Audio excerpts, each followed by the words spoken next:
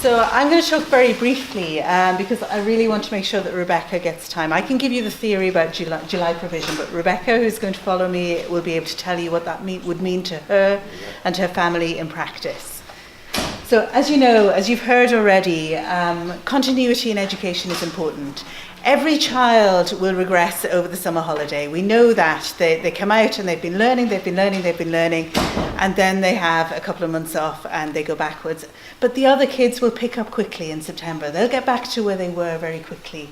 If you have a child who has difficulty learning, that's going to take longer. And that's time wasted. Whereas if we could have a little bit more continuity and equality of access to that extended school year, then there'd be a lot less to claw back come September when the kids go back to school. We've talked about the kind of learning needs already, but some of the main learning needs are in the realm of memory and language. And those are the very things that make learning difficult. So we need that we need that routine, we need the repetition and the consistency that the school year provides.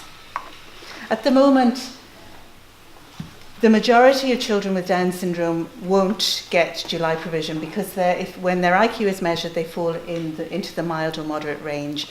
And because they don't have ASD, the kids who don't have ASD, they won't be entitled to July provision. Because the department is not really recognising the complexity of the learning needs of children with Down syndrome, it's not enough to consider that they have a mild intellectual disability or a moderate intellectual disability.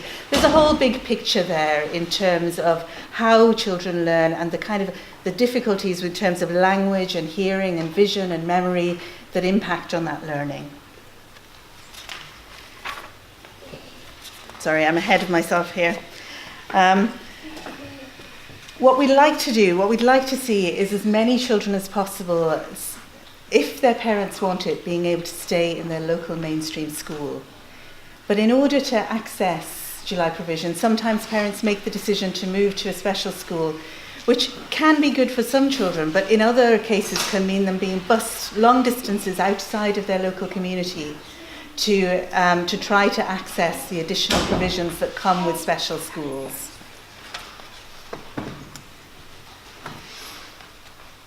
You've heard Fidelma already talking about the Epsom Act. The Epsom Act has never been fully enacted because it's never been fully resourced.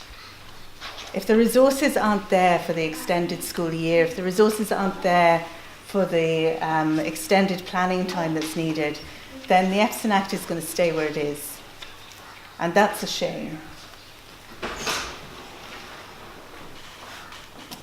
So July provision, it's a small part of the jigsaw in terms of the theory, but for families that could make a big difference in terms of the continuity.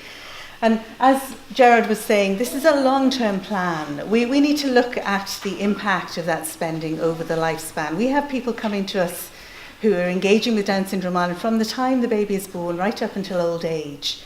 And if you can put the investment into early intervention, to education, to further education and training, then the costs of an adult with disability will be much reduced because those adults will be out there having a really good quality of life, working, learning, being part of society. So while we may be asking for resources here, we're asking for resources that will improve quality of life and may improve people's lifespan and reduce the costs of the state in the long run. So there's the theory for you, but what I'd really like you to hear is what this would mean in practice. So I'm going to pass you on to Rebecca Smith.